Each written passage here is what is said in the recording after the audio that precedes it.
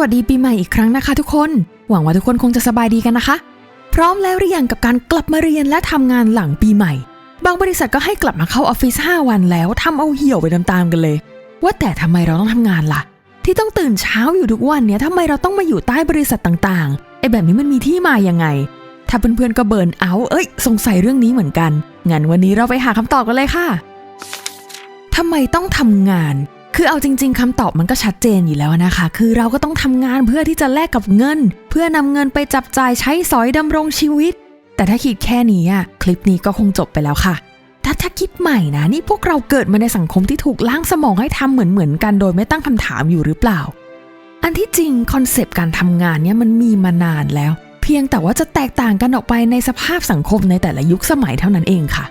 ในสมัยก่อนประวัติศาสตร์มนุษย์เราล่าสัตว์และเก็บของป่าเพื่อดำรงชีวิตรอดและอีกกุญแจที่ทำให้มนุษย์อยู่รอดก็คือการร่วมแรงร่วมใจช่วยกันด้วยซึ่งเป็นรากฐานของความจำเป็นในการร่วมแรงกันเพื่อรักษาไว้ซึ่งชุมชนและในช่วงประมาณ 10,000 ปีก่อนก็ได้เกิดการเปลี่ยนแปลงที่สำคัญมากที่จะทำให้สังคมมนุษย์เปลี่ยนไปตลอดกาลนั่นก็คือปฏิวัติเกษตรกรรมในช่วงนี้มนุษย์จะเริ่มตั้งถิ่นฐานกันพอตั้งถิ่นฐานมีที่อยู่เป็นหลักเป็นแหล่งก็จะเริ่มที่จะสามารถเพาะปลูกอะไรได้แล้วเพราะเขาอยู่กับที่แล้วไงการทำการเกษตรนี่ก็ได้พัฒนาการแจกจ่ายหน้าที่ให้กับแต่ละคนในชุมชนจากชาวสวนชาวนาที่ดูแลพืชผลต่อมาก็เริ่มเปลี่ยนเป็นช่างฝีมือที่มีความชำนาญเฉพาะมากขึ้นและณช่วงนี้แหละที่ทำให้แรงงานเริ่มเป็นที่ต้องการค่ะ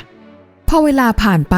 ระบบเศรษฐกิจและระบบการปกครองที่เปลี่ยนไปก็เชฟลักษณะการทำงานของมนุษย์ให้เปลี่ยนไปด้วยเช่นกันยิ่งในช่วงยุคกลางที่ระบบศักดินาชัดเจนแบบสุดๆเนี่ยก็เป็นช่วงที่ชาวไร่ชาวนาทำงานให้ชนชั้นสูงและแรงงานต่างๆก็เป็นส่วนเติมเต็มและทำให้ระบบศักดินายังคงอยู่ทุกคนนั่งทำแมชชีนกันนะคะเราจะ fast forward ปรื๊ดไปช่วงที่สำคัญที่สุดในหน้าประวัติศาสตร์ที่เราจะเล่ากันวันนี้ก็คือปฏิวัติอุตสาหกรรมในช่วงศตวรรษที่18ค่ะและมันก็ปฏิวัติคอนเซปต์การทำงานของมนุษย์ด้วยในยุคนี้มีโรงงานและเครื่องจักรเข้ามาแทนที่แรงงานมนุษย์ซึ่งถึงแม้มันจะทำให้ผลผลิตการผลิตเป็นไปอย่างรวดเร็วแต่ก็มาพร้อมกับความท้าทายใหม่ๆอีกมากเลยเดี๋ยวเราไปดูกันนะคะว่ามันเกิดอะไรขึ้นบ้างในช่วงนี้อันดับแรกเลยคือการเข้าสู่การผลิตภาคอุตสาหกรรมเศรษฐกิจเกษตรกรรมแบบเดิมๆเนี่ยเป็นการปูทางเข้าสู่อุตสาหกรรมด้วยการเติบโตของโรงงานต่างๆและการผลิตด้วยเครื่องจักรในสเกลใหญ่ๆค่ะ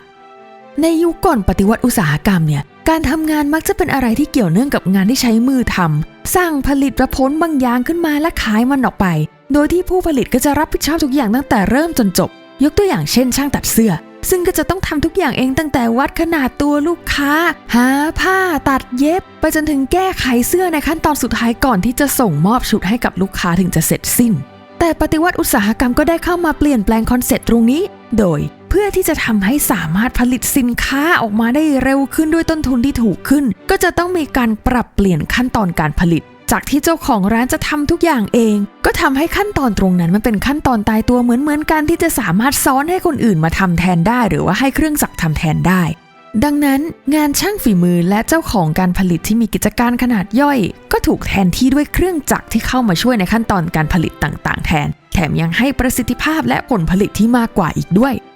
ลำดับที่ 2 การขยายตัวของเมืองซึ่งในยุคนั้นเนี่ยเกิดปรากฏการณ์ mass urbanization ก็คือการขยายตัวของเมืองที่คนจำนวนมากย้ายจากบ้านเกิดเมืองนอนเข้ามาในเมืองใหญ่เพื่อที่จะอยู่ใกล้ศูนย์กลางทางอุตสาหกรรมและเพิ่มโอกาสการจ้างงานของตัวเองและท้ายที่สุดก็ทำให้เกิดการจ้างงานอย่างมหาศาลไปพร้อมๆกับการเปลี่ยนแปลงทางสังคมในอีกหลายๆแง่เลยค่ะ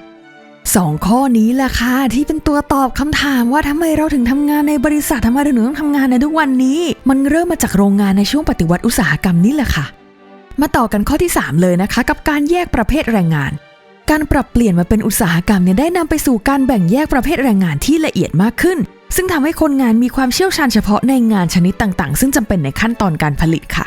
แต่ถึงแม้ความเชี่ยวชาญของคนงานในด้านต่างๆจะได้เพิ่มประสิทธิภาพในการผลิตมากขึ้นในขณะเดียวกันมันก็ทำให้การทำงานเนี่ยค่อนข้างจำเจและน่าเบื่อสำหรับคนที่ทำงานในเชิงแต่ละบุคคลนะคะเพราะว่านึกออกไหมพอเรามีความเชี่ยวชาญในด้านหนึ่งแล้วเราก็ต้องทำสิ่งนั้นซ้ำๆเพราะว่าเขาจ้างเรามาทำสิ่งนั้นไงสุดท้ายเราก็ทำมันซ้ำๆจนเบื่อในที่สุดค่ะคุ้นๆไหมคุ้นๆว่ามันเกิดขึ้นในปัจจุบันไหมคะนอกจากนี้ แนวคิดเรื่องงานจากเดิมที่เป็นการทำตั้งแต่ขั้นตอนแรกจนสุดท้ายเลยก็กลายเป็นแนวคิดที่แบบงานเป็นชิ้นๆรวมกันซึ่งแต่ละชิ้นไม่จำเป็นต้องมีความเชื่อมโยงกันก็ได้ข้อที่ 4 การขึ้นค่าแรง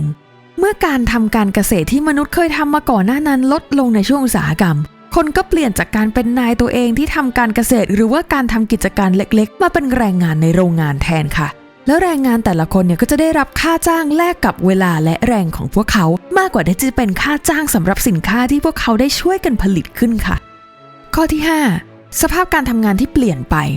ด้วยความที่ต้องเข้ามาทำงานในโรงงานกันแล้วสภาพการทำงานมันก็ไม่เหมือนกับที่เราทำตามร้านต่างๆมันเป็นสภาพที่ค่อนข้างย่ำแย่แต่ก็ดันเป็นเรื่องปกติมากเลยสำหรับการทำงานในโรงงานในยุคนั้นซึ่งนี่มันจะรวมไปถึงชั่วโมงงานที่แสนยาวนานค่าแรงที่ต่ำเตี้ยเรียดินจนแทบจะมุดลงดินไปแล้วบวกกับสภาพแวดล้อมที่ไม่ปลอดภัยด้วยทั้งหมดนี้ทำให้เกิดการเคลื่อนไหวของแรงงานเป็นการตอบโต้ต่อสภาพการทำงานของพวกเขาและเรียกร้องสิทธิของแรงงานเพื่อสภาพการทำงานที่ดีขึ้นค่ะ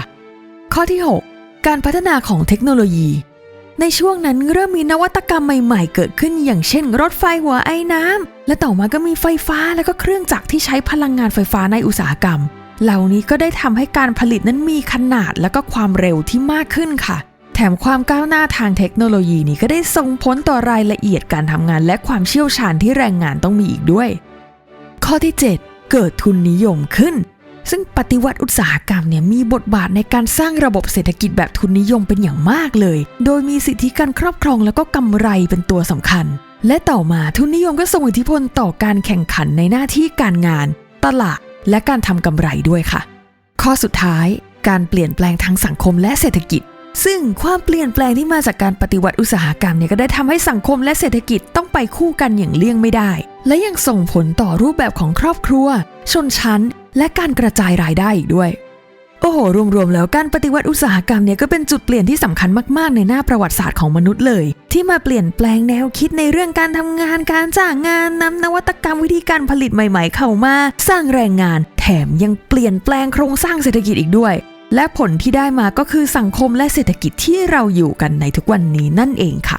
สำหรับคลิปในวันนี้ถ้ามีตรงไหนเนื้อหาผิดพลาดประการใดเราก็ขออภัยมาณที่นี้ด้วยนะคะส่วนถ้าใครที่ชอบคลิปนี้ก็อย่าลืมกดไลค์กดแชร์กับเพื่อนๆแล้วก็กดติดตามเพื่อมาหาคำตอบเรื่องอื่นๆไปด้วยกันนะคะสำหรับวันนี้เราก็ต้องขอตัวลาไปก่อนแล้วพบกันใหม่คลิปหน้าค่ะสวัสดีค่ะ